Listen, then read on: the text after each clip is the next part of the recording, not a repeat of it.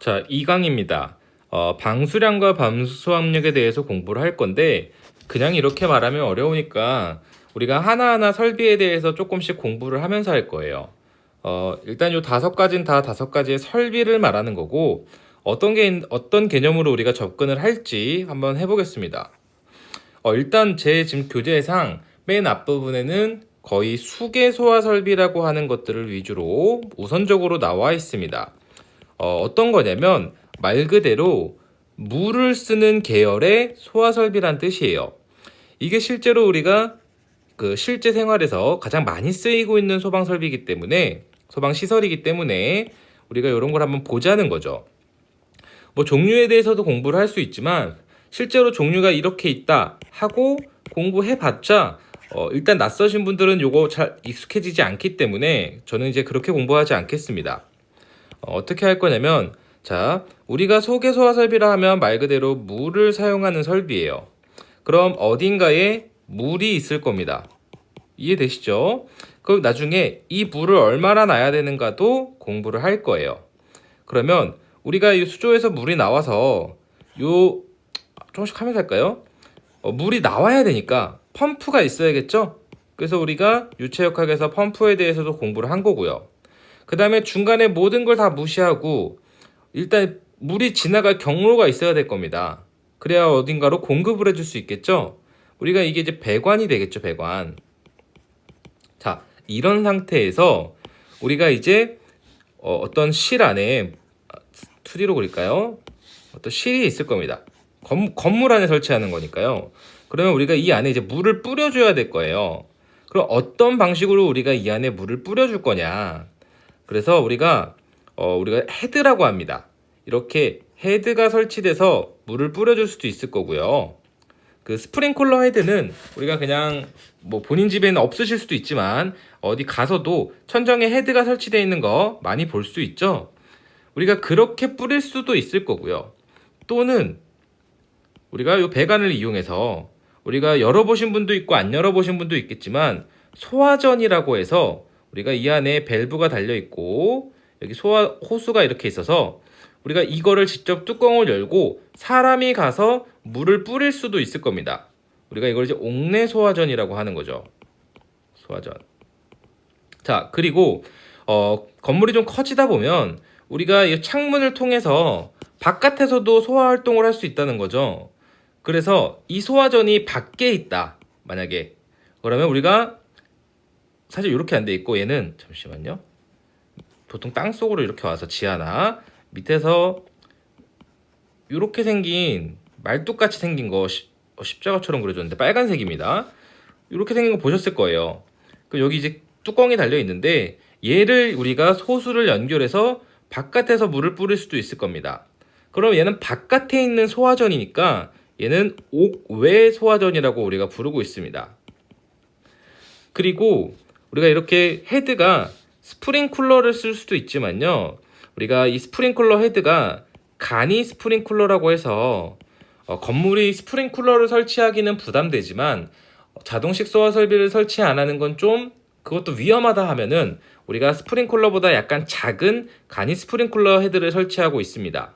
그래서 우리가 스프링쿨러 헤드 또는 스프링쿨러 헤드, 간이 스프링쿨러 헤드 그리고 드물지만 우리가 이제 드렌처 설비라는 것도 드렌처 헤드를 설치하게 되는데 일단 여기서는 스프링클러랑 똑같은 거구나 라고 이해를 해주셔도 크게 지장이 없을 것 같습니다.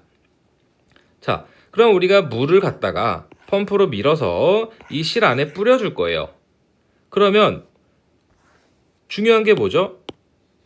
항상 이럴 땐 우리가 얼마만큼의 양을 얼마만큼의 압력으로 뿌려줄 거냐 이거를 알아야 된다는 거죠. 물이 너무 약하면 얘가 쪼로로로 나오겠죠? 양이 너무 적어도 마찬가지일 거고요. 또는 물이 너무 세면 헤드가 터져버릴 수도 있을 겁니다. 골고루 뿌려줘야 되는데요. 또는 우리가 소화전은 결국 이 소화전은 이렇게 다시 쫙 와보면 조금 확대를 해서 그려보면 소화전이 있을 때 이 뚜껑을 우리가 이렇게 열면요. 이 안에 이렇게 밸브가 있습니다. 우리가 얘를 앵글 밸브라고 하는데 밸브는 이제 잠궜다 열었다 하는 거죠. 수도꼭지처럼. 앵글 밸브는 뭐가 앵글 밸브냐면 이렇게 배관이 연결이 돼 있어요. 물이 들어와 있는 거죠. 그러면 우리가 물이 들어오는 방향과 나가는 방향이 90도인 것을 우리가 앵글 밸브라고 합니다. 그래서 여기에 이제 이렇게 호수가 연결이 돼 있고 우리가 주둥이, 얘를 이제 관창이라 부르죠. 관창이 있어서 우리가 이 밸브를 열어서 물을 쓰는 거죠.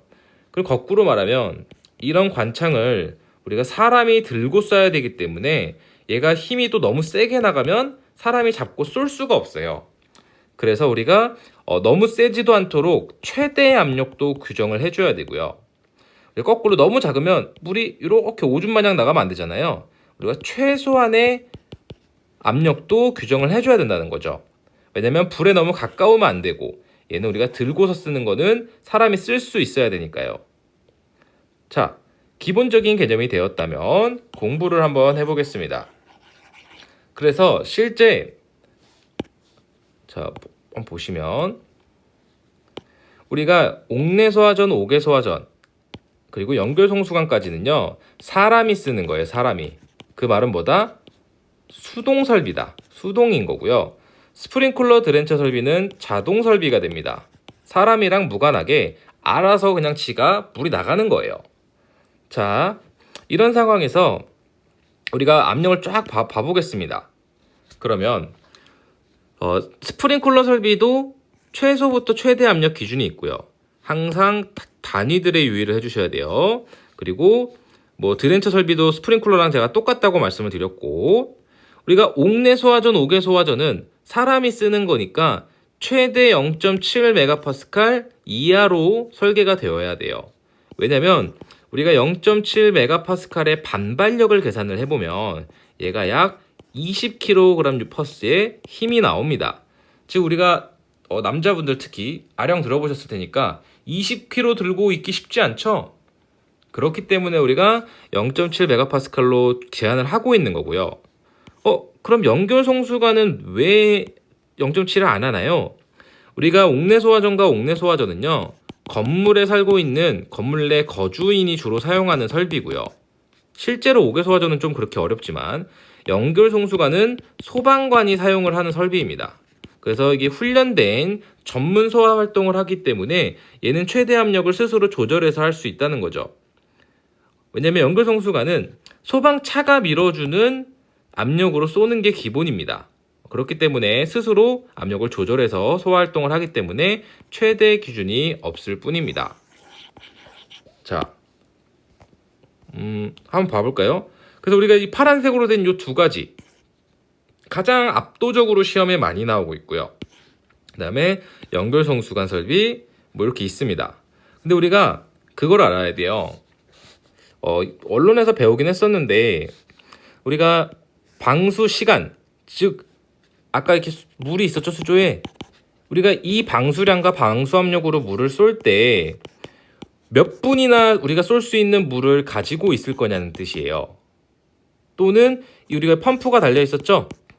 얘가 정전됐다고 우리가 불을 못 끄면 안 되잖아요. 그래서 우리가 몇 분이나 발전기로 이 펌프를 돌릴 수 있고 또 그에 따른 이제 수원을 가지고 있을지 우리가 기준을 정하게 됩니다. 아직은 안 배웠지만 기본적인 개념이에요.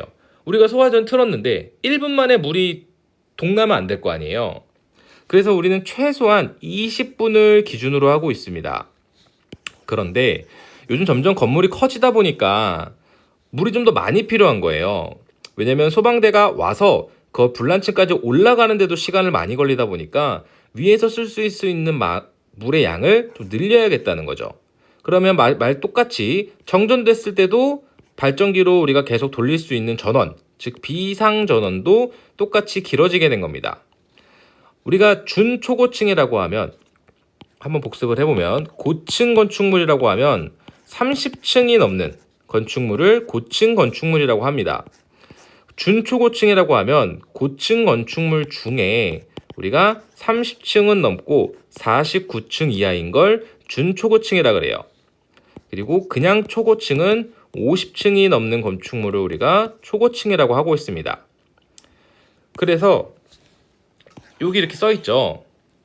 제가 이거를 그냥 외우기 쉽게 좀 구분을 해 놓은 건데 원론에서 안 배운 것 같네요. 자, 우리가 일반 건축물의 위험도를 1로 보고요. 중초고층을 2, 초고층을 3으로 본다는 겁니다.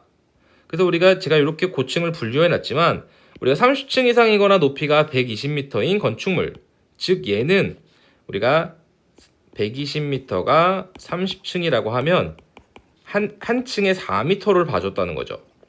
한 개 층은 4m다. 이 정도로 보는 거고, 그래서 우리가 30층 또는 50층을 기억을 해서 우리가 위험도가 1이고 준초고층은 그거보다 2배 나야 된다. 초고층은 일반 건축물보다 3배 나야 된다. 이렇게 생각을 해주시면 얘가 2배, 얘가 곱하기 3배가 되는 거죠. 이렇게 간단하게 이해를 해주실 수 있습니다. 높이는 한 층에 4m인 것만 기억을 하고 있으면 바로 숙지할 수 있겠죠. 자, 이 상태에서 우리가 이 기타를 봐보겠습니다. 연결송수 간의 방수량은 아파트의 경우 400으로 본다는 뜻입니다. 자세히 설명을 해드리면 아파트 외에는 기본적으로 우리가 소화전 이렇게 안에 소화전 밸브가 아까 있었어요. 그리고 보통 연결송수관을 같이 설치를 하거든요. 이렇게 배관을 같이 써서 여기에 이제 그 밸브가 또 달립니다. 우리가 법정 용어로는 얘를 방수구라고 불러요. 물을 뿌리는 구멍이다. 얘도 방수구고요. 위에 거는 옥내 소화전의 방수구고 밑에 거는 연결송수관 설비의 방수구가 됩니다. 아파트 말고는 우리가 건물이 높아지면 얘를 2개씩 설치하게 돼 있거든요. 그래서 아파트는 건물이 높아져도 1개씩만 설치하도록 돼 있기 때문에 반으로 봐준다는 거죠. 원래 얘가 1개당 400씩 나오거든요. 자, 그래서 우리가 아파트는 반으로 깎아주는 거고, 옥내 소화전이나 옥외 소화전 설비 같은 경우에는 방수압력이 여기 지금 최대 방수압력 있잖아요. 최소부터 최대인데 최대를 초과하는 경우에 0.7MPa를 초과할 경우에는 호수 접결구의 인입 측에 감압 장치를 설치한다. 다시 한번 가보면 우리가 소화전을 이렇게 그려봤습니다. 그럼 연결송수관 설비 앵글 밸브가 여기 있어요. 그러면 자, 얘는 우리가 법으로 방수구라고 부르고 이 부속의 이름은 앵글 밸브라고 말씀을 드렸습니다. 그러면 여기다 우리가 호수를 연결을 해놔요. 이렇게 해서 관창을 해놓는데 이게 방수구지만 여기가 이제 우리가 호수랑 연결을 해야 되니까 얘가 호수 접결구가 되는 거거든요. 호수 접결구. 호수를 접속해서 연결하는 구멍이다. 뭐 이렇게 생각을 해주시면 되는데 여기 인입측, 호수의 인입측 요 사이에 우리가 감압 오리피스라는 거를 설치합니다. 왜냐면 여기 들어오는 게 압력이 세서 우리가 그냥 쏘는 게 0.7MPa이 넘어가 버린다면 실제로 사용하기 어려우니까 우리가 호수에 들어오기 전에 압력을 깎아주는, 압력을 감소시키는 장치를 설치해 준다는 거죠. 그래서 그 이유는 사람이 조작하는 데 한계가 있기 때문입니다.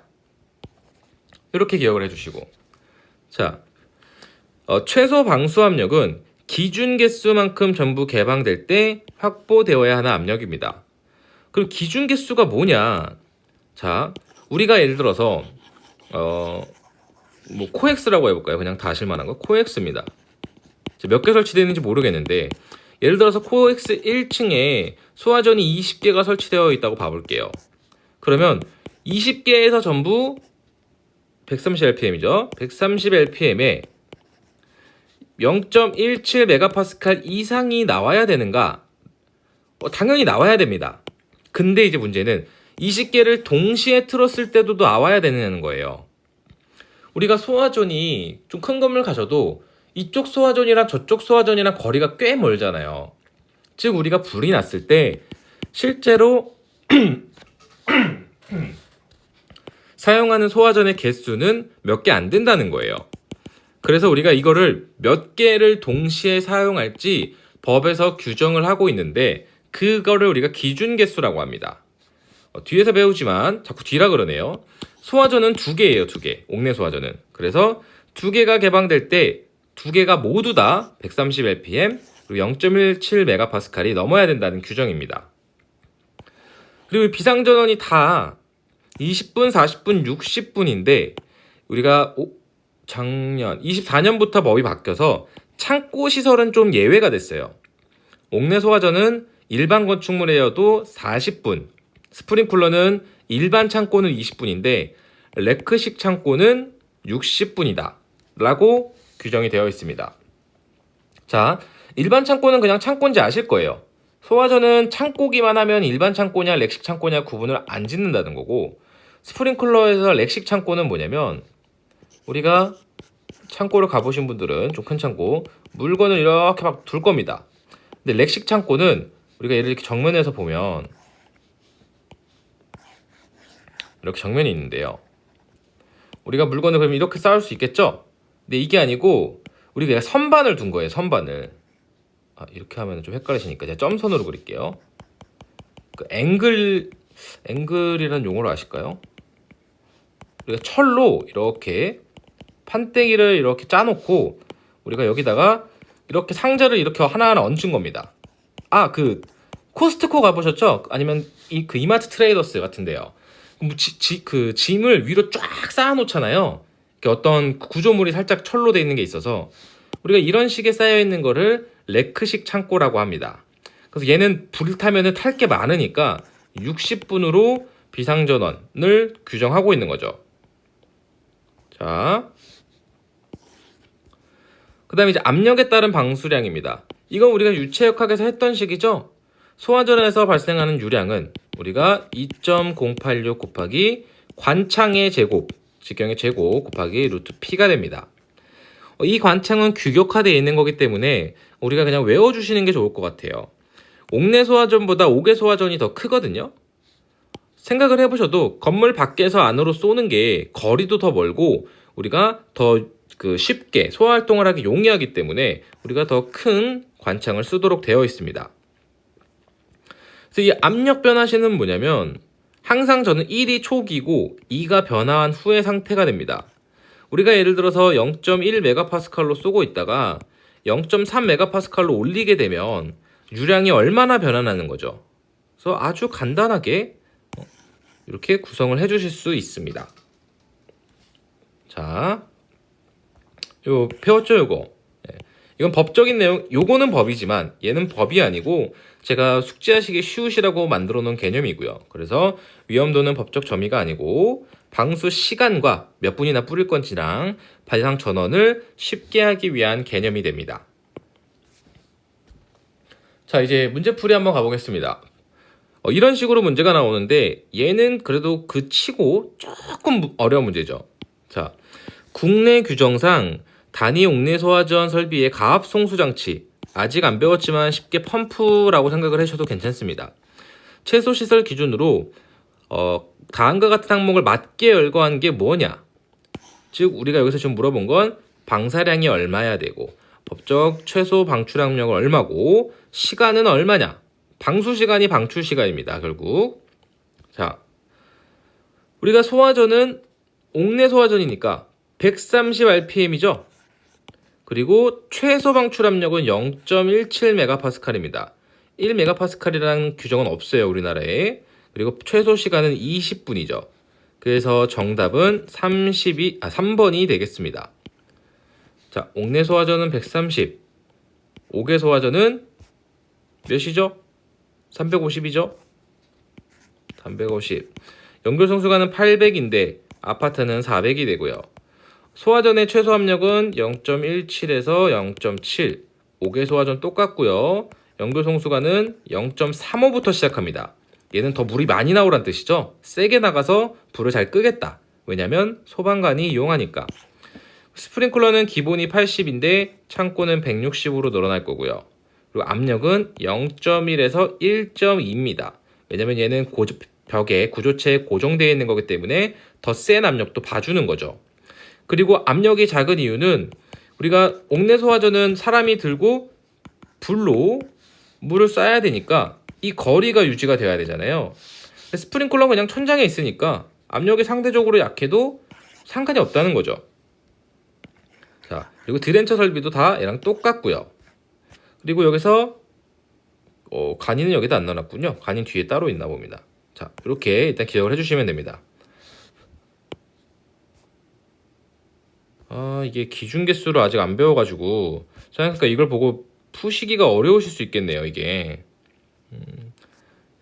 잠시만요. 기준개수가 바로 다음 강의에 나오는데 저는 이제 머리통부터 하는 걸 좋아해서, 자, 5개소화전이 3개 설치된 소방 대상물에서 동시에 2개를 개방하였을 때 노즐 선단의 압력은 얼마 이상이어야 됩니까?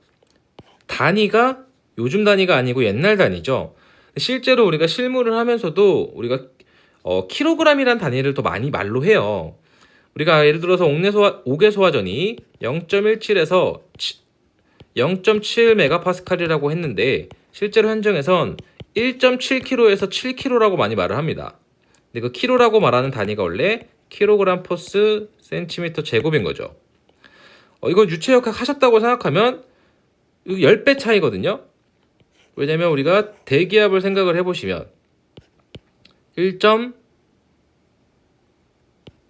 1.101325가 파스칼이고요.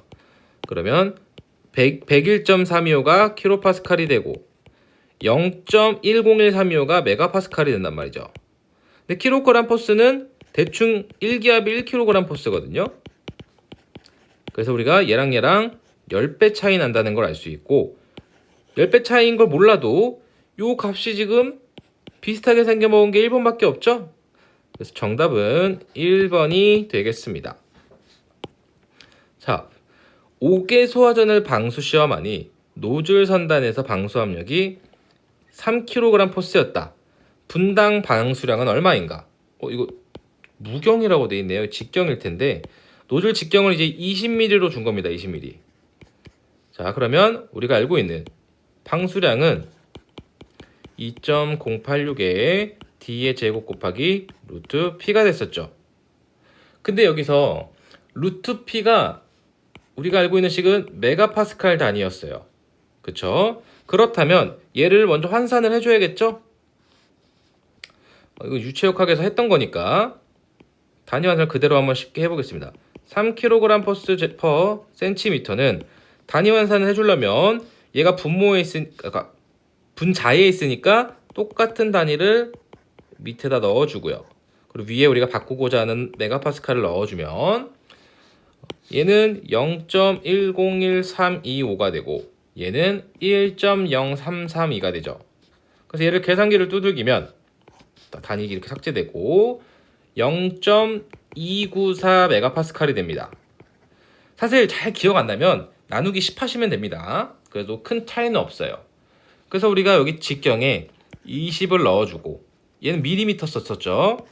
요 압력에는 0.294를 지금 넣어주게 되면 얘의 유량은 452 LPM이 나오게 됩니다. 그래서 정답은 2번이 되겠습니다. 요거 대기 시험에 많이 나오는 부분이에요. 방수 압력. 반드시 이 표 다 숙지해 주시고 잘 안 되더라도 이 옥내 소화전이랑 5개 소화전만큼은 꼭 숙지를 해 주셔야 돼요. 왜냐면 얘네가 시험에 내기 가장 좋은 조건이기 때문에 반드시 기억해 주셨으면 좋겠습니다. 감사합니다.